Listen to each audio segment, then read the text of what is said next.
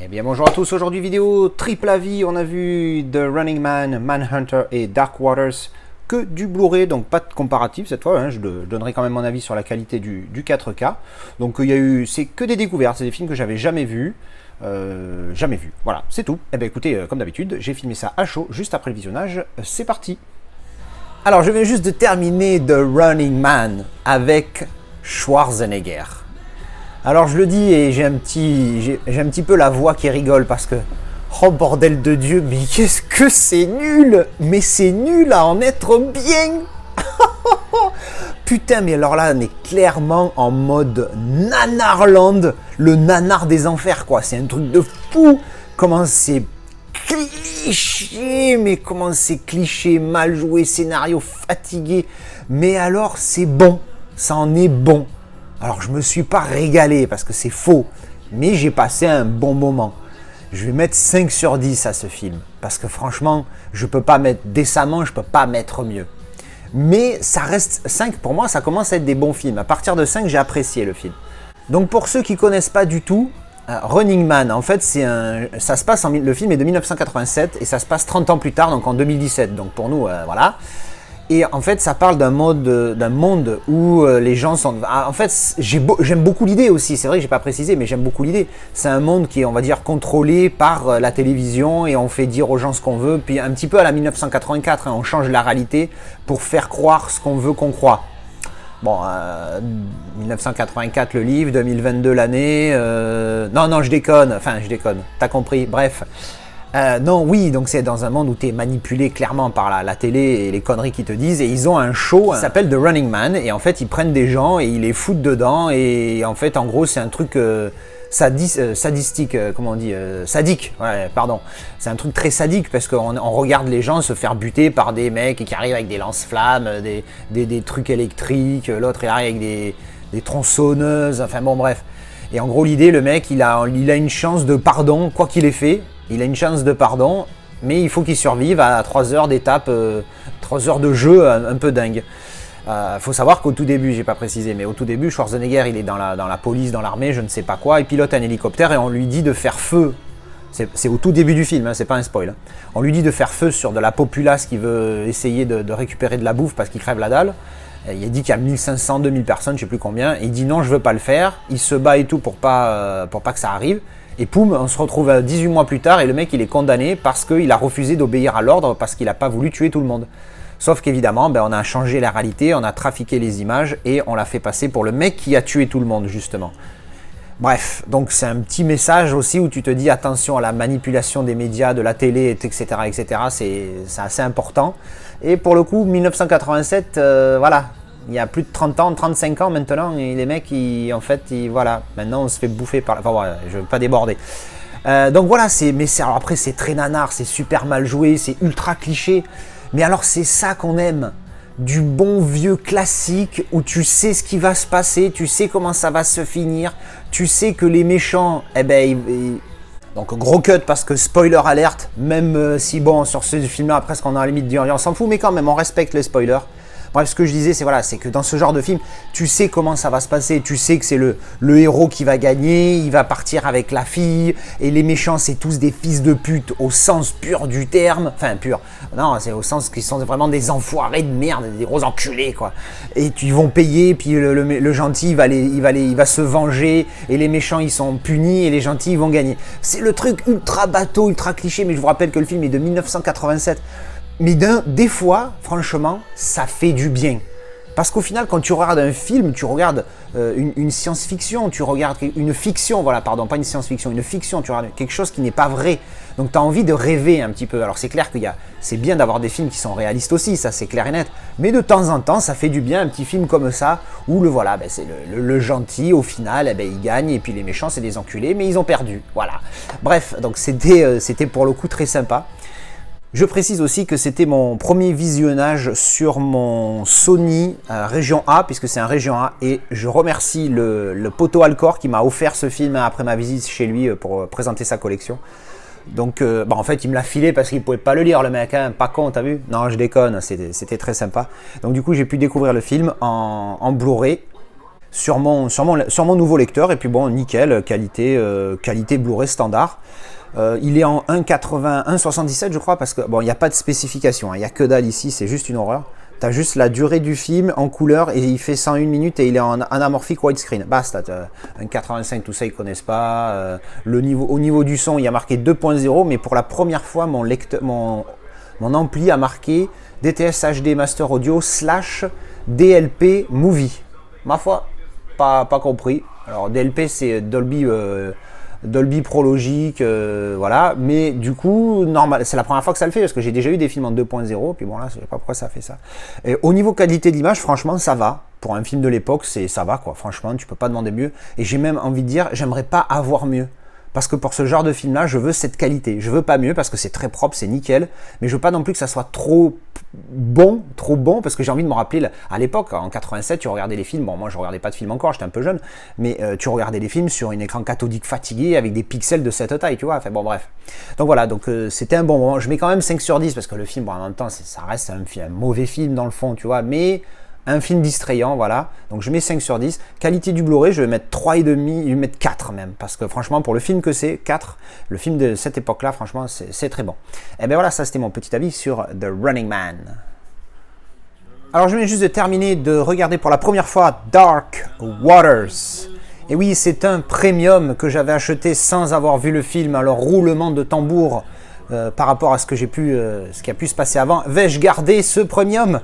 Oui, je vais le garder parce que c'est un bon film, c'est même un très bon film. Alors, j'ai pas envie de vous expliquer vraiment comment ce qu'est ce genre de film. En fait, c'est très simple. Si vous avez aimé Erin Brockovich, vous allez aimer celui-là. Voilà. C'est le même genre d'histoire. En gros, tu as un mec qui contacte Mark Buffalo pour lui dire...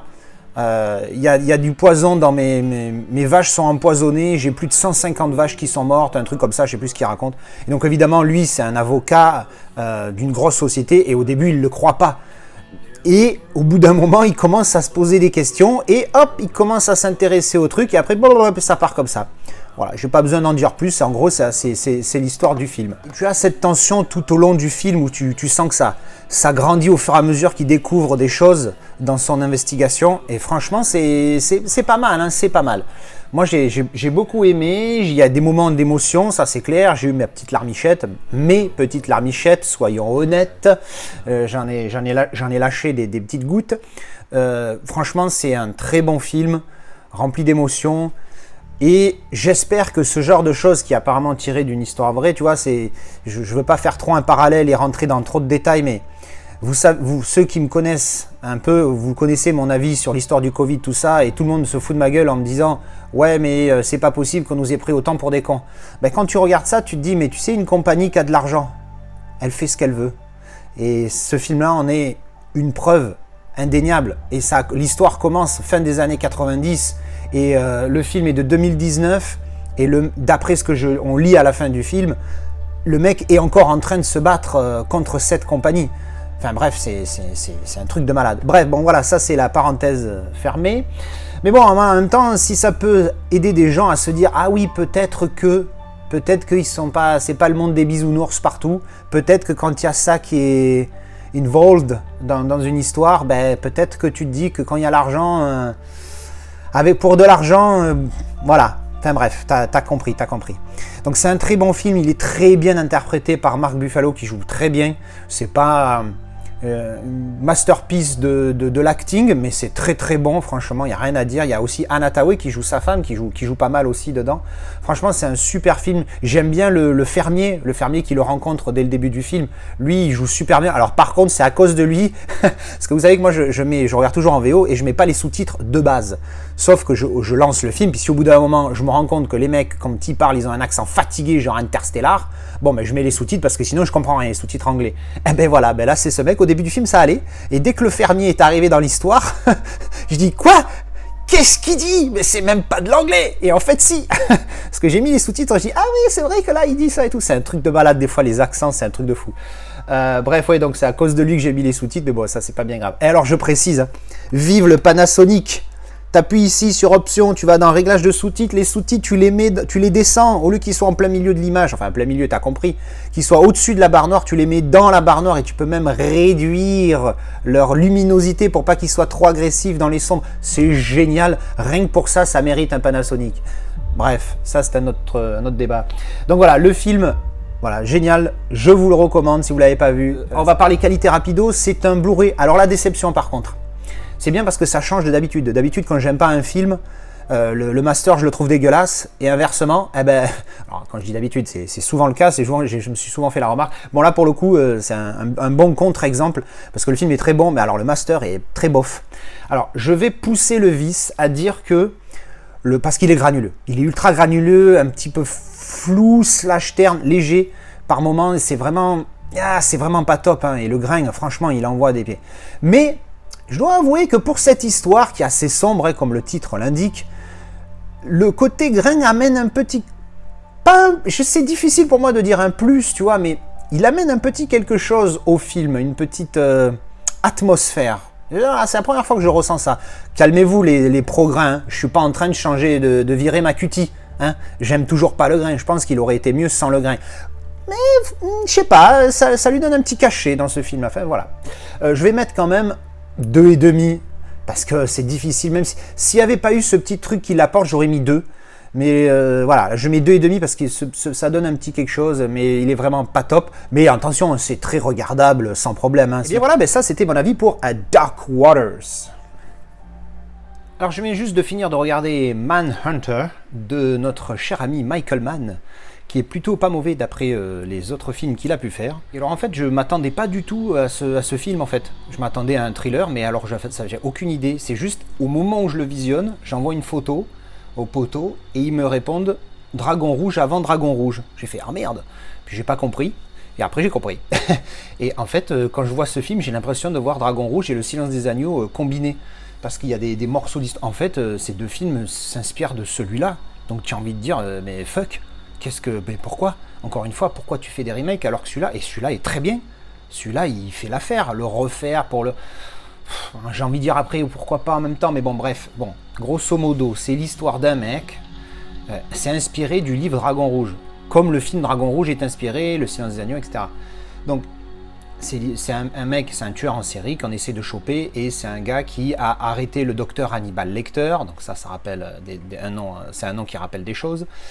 Et donc en fait, il va sur sa piste pour le retrouver. Alors qu'en fait, le mec s'était mis en retrait par rapport à ça, mais un ancien collègue le rappelle pour lui dire, en lui disant, oh frérot, débarque parce que toi t'es bon et on a besoin de toi pour traquer ce gars-là, voilà. Et donc du coup, au final, il revient aux affaires et tout ça. Bon, alors c'est clair que comparé à Dragon Rouge ou Silence des Agneaux, enfin surtout Dragon Rouge qui est encore plus récent. Tu vois qu'il y a un truc un peu différent, il y a un truc 1980 dans ce film, des années 80, qui est assez présent, c'est la musique, la manière dont c'est filmé, joué, surtout joué, j'ai envie de dire, j'ai l'impression vraiment, on est vraiment en 1980 plus, quoi, dans les années 80. Après, c'est un film que moi, qui m'a beaucoup plu, hein, franchement, hein, ça m'a bien diverti, c'est un bon thriller, c'est pas dingue par contre. C'est ça le truc, je sais pas si c'est parce que j'avais déjà vu cette histoire, me disait déjà quelque chose, donc du coup ça m'a un peu gâché le plaisir, mais franchement moi j'ai trouvé ça pas mal, donc je vais mettre un 6, mais un sévère 6, je pense que ça mérite, objectivement je pense que le film mérite 7, voire peut-être 8 pour certains, moi je vais mettre un très sévère 6 parce que voilà, j'ai le côté non découverte, malheureusement, le fait que je découvre celui-là après les autres, mais c'est un très bon thriller que je recommande chaudement. On va parler qualité rapido, Blu-ray, comme vous pouvez voir, compliqué. Et alors c'est très paradoxal dans ce film parce que tu as des scènes et ça passe comme ça de l'une à l'autre par moment. À un moment donné, il y a une scène qui est, on va dire, l'image est bonne, et d'un coup ça passe à un autre angle de caméra, l'image elle est dégueulasse, floue, elle est granuleuse comme c'est pas permis, alors qu'une demi-seconde avant, elle était pas nickel, mais elle était propre, il n'y avait pas de grain, et là d'un coup, paf, ça change. Et alors d'après ce que j'ai vu, ça a été filmé en différentes pellicules, je crois que j'ai du 35 et du 70, et je trouve ça très très bizarre quand même, parce que c'est quand même dingue que tu passes sur la même scène, alors c'est pas la même caméra certainement, mais bon, de là à avoir une qualité aussi, c'est passé une qualité dégueulasse, limite VHS, pour vous dire. Donc j'ai trouvé ça très très beauf. Donc pour la qualité, je vais mettre 2,5 parce que bon, il n'est pas non plus dégueulasse, mais franchement, c'est pas énorme. Franchement, c'est vraiment pas top dans ce film. C'est une déception pour moi la qualité, mais bon, ça reste, on va dire, correct. Gros inconvénient, il y a les sous-titres français obligatoires, c'est-à-dire que tu peux pas enlever les sous-titres. Et tu peux pas avoir surtout de sous-titres anglais. Et alors ça, c'est très ennuyeux parce que quand tu regardes en anglais et que tu veux des sous-titres, c'est mieux de les avoir en anglais parce que du coup, c'est très confusant quand tu entends de l'anglais et que tu lis des sous-titres français. Enfin bref, ça c'était pour les petits reproches.